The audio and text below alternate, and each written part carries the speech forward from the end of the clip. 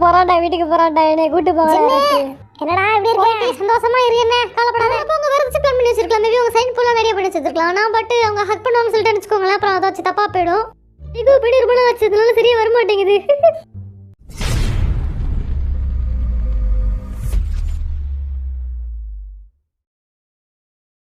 வண்டு முருகன் ஆரம் Kaipulla Jin Thigil Pandi J Hope Soonapaana V அல்லாட்டார்முகம் Jimin Snake Babu Suga Nesamani Jungkook. Jin வராரு, டக்குனு கேமரா ஆன் பண்ணு. ஆன் பண்ணிட்டேன். கிப்ஸ் ஜின் நீங்க பாருங்க. ஜீன் நீங்க பாருங்க, அழுக்கு அடிக்கிறாரு. இது நல்ல போஸ், சீக்கிரம் போட்டோ எடுங்க. ஹாய் ஜின், வெல்கம் பேக். தனியா வெளில வராரு, யாருமே இல்ல. அப்படிதான் வருவாங்க. ஜின் நீங்க பாருங்க, கேமரா பாருங்க ஜின். அங்க பாருங்க, பொக்கே எல்லாம் கொடுத்துட்டு போறாங்க. ஆமா ஆமா வரவேற்கிறாங்க. ஏய் டக்குனு ஃபோக்கஸ் பண்ணி ஜோ போறாரு. மச்சான் எப்படிடா இருக்கு? ஜின்னே 1.5 வருஷம் முடிச்சு வீட்டுக்கு கிளம்புறியா? பாத்து போயிட்டு வா. ஓகே. என்னடா எல்லாரும் வந்திருக்கீங்களா? ஆமாடா, பாத்து போயிட்டு வா தம்பி. டேய் மச்சான் வீட்டுக்கு போறியாடா? போயிட்டு வாடா. இது என்னது சாக்ஸோஃபோன்ல வாசிச்சிட்டு போறியாடா இருக்க? வீட்டுக்கு கேக்கல விட்டுட்டு போறியாடா வீட்டுக்கு? ஏன்டா போய் வைக்கிற இருடா. ஃபர்ஸ்ட் வீட்டுக்கு போற ஜாலி தான். ஃபர்ஸ்ட் நம்ம நீங்க என்ன? எப்பரா இருக்க? நல்லா இருக்கேன்டா. பாத்து போயிட்டு வாடா. என்ன பத்திரம் பாத்துக்க என்ன? நான் மட்டும் போறான்டா வீட்டுக்கு போறான்டா என்னை கூட்டு போங்க. என்னடா இப்படி இருக்க? சந்தோஷமா இரு, என்ன கவலைப்படாத. சந்தோஷமா தான் நான் இருப்பேன். முதல்ல இங்க வந்திருக்கணும் போல. நீ போறத பார்த்தா எனக்கு ஒரு மாதிரி இருக்குடா. போதடா. வீட்டுக்கு போறடா. ஜிம்னே எப்படி இருக்கு? வாழ்த்துக்கள், முதல்ல வீட்டுக்கு போறேன். தேவி உன்னை பார்த்து எத்தனை நாள் ஆச்சு? ஆமாடா டேய், மாப்பிள்ள. நான் தான் வீட்டுக்கு போறேன். நீங்க இல்லடா. தேவி என்னெல்லாம் மறந்துட்டியாடா? மச்சான் உன்னை மறப்பானடா. ஜீவிடு. ஜீவனை பார்த்ததுல என்ன மறந்துட்டீங்க? ஜாக்கி உன்னை மறப்பானடா. ஐயோ நீ கண்ணுக்குள்ளே நிக்கிறடா. வீட்டுக்கு போறோம்மா, நான் என்ன அனுப்பிக்காம இவங்க பேசிட்டு இருக்கானுங்க. பை காய்ஸ், வீட்டுக்கு போறேன். நான் மட்டும் போறான் சார். நான் இப்ப சார் வீட்டுக்கு போறேன். அமுச்சு விடுங்க சார் வீட்டுக்கு. இன்னும் டைம் இருக்குப்பா, வெயிட் பண்ணு. இருந்துட்டு தானே போகணும். மச்சான் டைம் ஆயிடுச்சுடா, நான் வரேன். போறியா மச்சான்? உன்னை எப்போ கூட தெரியலடா. போறானே போறானே. ஒப்பரைக்கு வாங்கடா போலாம். Bye bye. என்னாச்சு, எங்க போனாங்க எல்லாரும்? எல்லாரும் கிளம்பிட்டாங்க, கார்ல போய் ஏறிட்டாங்க, போயிடுவாங்க போல. அப்படியா? சரி வீடியோ எடு. சரியா ஃபோக்கஸ் பண்ண முடியலையே. சார் கொஞ்சம் அவருங்க சார், தலையை நோத்துங்க. அதோ போறாங்க பாரு. டக்கு வீடியோ எடு. என்னாச்சு, எல்லாரும் நிக்கிறாங்க. என்ன பண்றாங்க? கார் நிக்குது. கார்ல ஏறிட்டு இருக்காங்க. பொறுமையா கிளம்புவாங்க. ஆஹா, அங்க இருக்கிற ஸ்டாஃப்ஸும் வெளியே அனுப்பிச்சு வைக்கிறாங்க. ஓ அப்படியா? இந்த வீடியோ எடுத்து ஆகணும். ஆமாமா எடு. கிளம்பிட்டாங்க. ஓ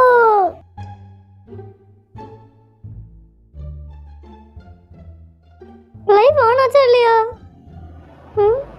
எனக்கு ஸ்க்ரீன்ல ஒண்ணுமே காமிக்க மாட்டேங்குது. அதான் எனக்கு எதுவுமே தெரியல. இப்போ ஆன் ஆயிடுச்சா செக் பண்ணி பார்ப்போம்.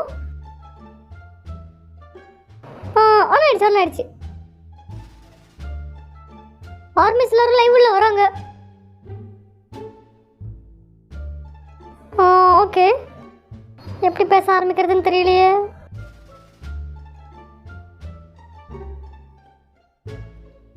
வணக்கம், நான் பக்தான் சொல்லியிருந்தேன். ஜின் பேசுறேன்.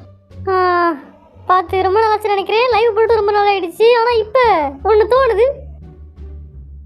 சின்ன வயசுல எனக்கு நல்லா தெரியும் நான் பயங்கரமான ஹேண்ட்ஸம் கைன்னு. ஆனா எனக்கு இன்னைக்கு என்னன்னு தெரியல, லைவ் போட ரொம்ப தயக்கமா இருக்கு.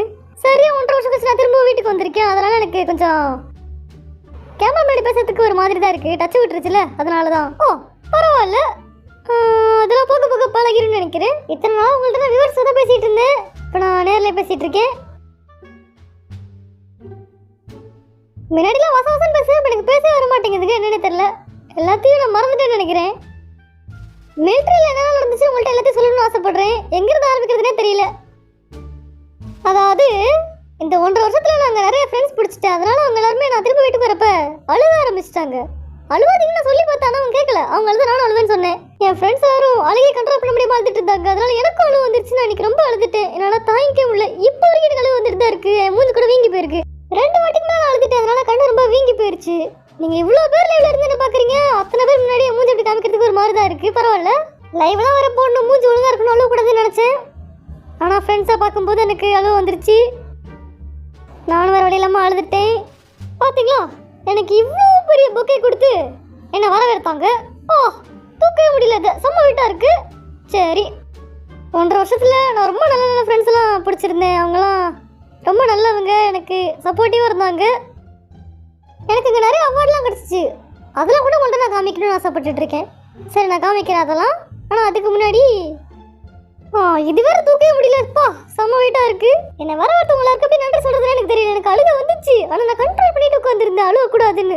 இழந்த நண்பர்களை என்னால திரும்ப பார்க்க முடியுமா எனக்கு சரியா தெரியல. அதெல்லாம் ரொம்ப ஃபீலிங்கா இருக்கு. அவங்க நிறைய லெட்டர்லாம் எனக்கு எழுதி கொடுத்தாங்க, அதெல்லாம் நான் அமைதியாக உட்காந்து தனியாக உட்காந்து படிச்சுட்டு இருப்பேன்.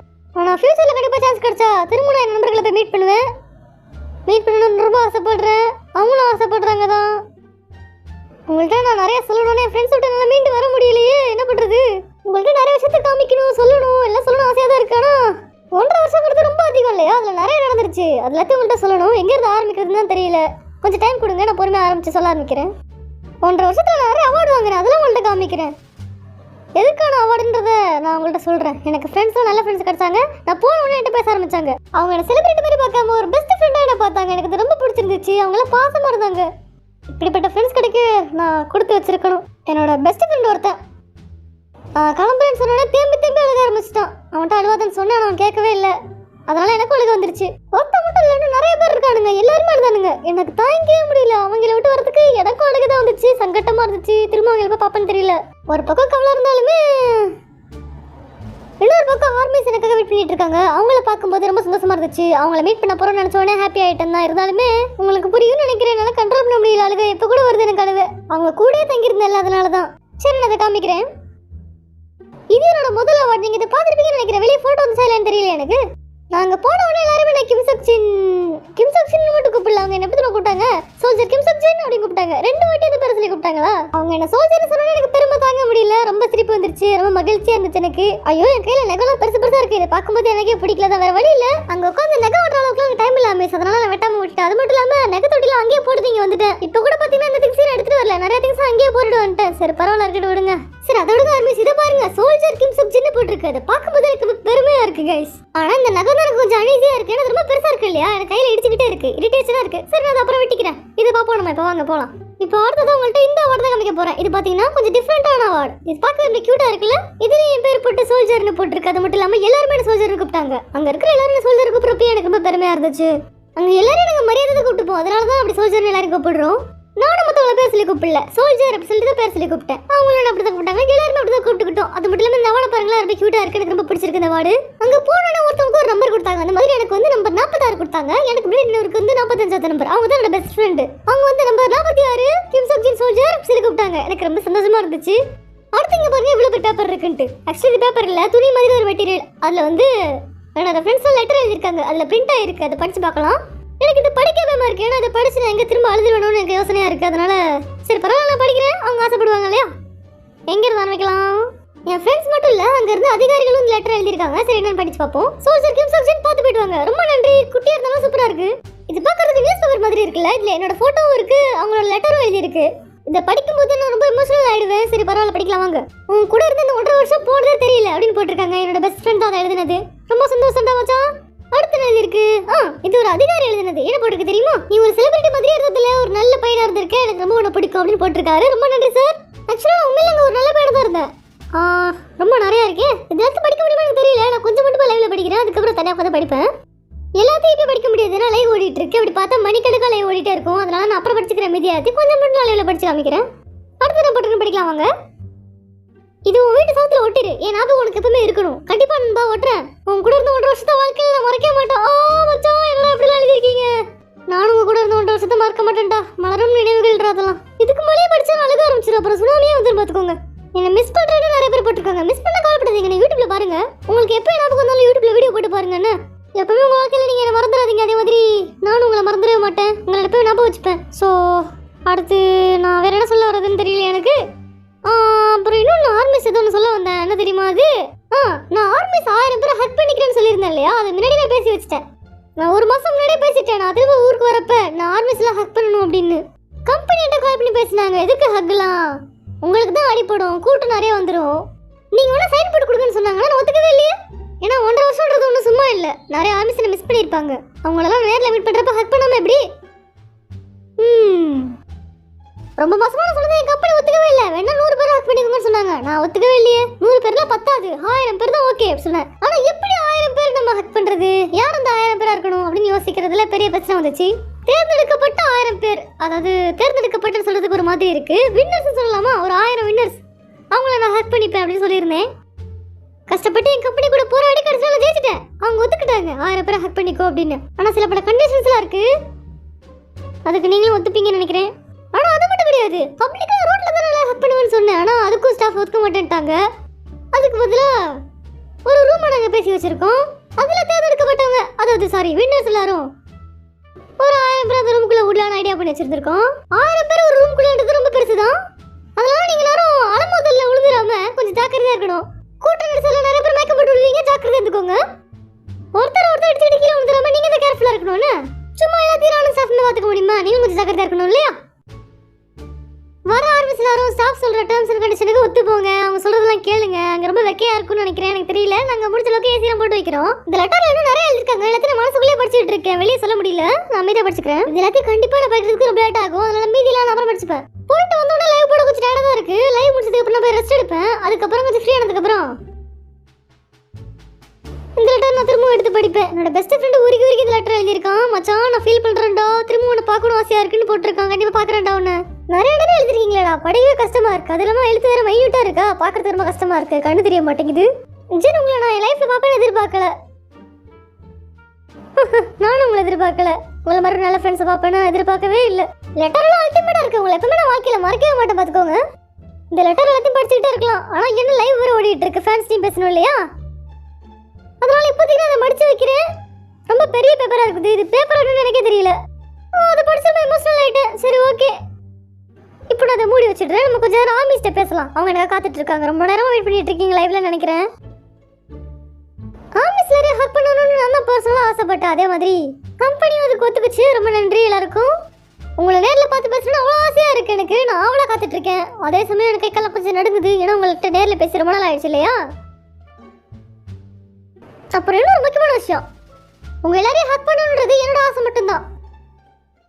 அதனால மற்ற மெம்பர்ஸ் வரப்ப அவங்களும் இந்த மாதிரி பண்ணுவாங்கன்னு எதிர்பார்க்க கூடாது இல்லையா? எதிர்பார்த்து அப்புறம் ஏமாந்துடாதீங்க.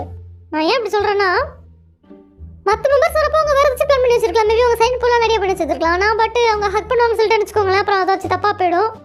ஒருவேளை அவங்க ஹக் பண்ணலாம் அவங்களுக்கு பாசம் இல்லைன்னு ஆயிடாது. அவங்க வேற ஏதாச்சும் ஐடியா பண்ணியிருப்பாங்க. நீங்க காத்துட்டே இருங்க, ஏதாச்சும் கண்டிப்பா அவங்க பண்ணுவாங்க பெருசா.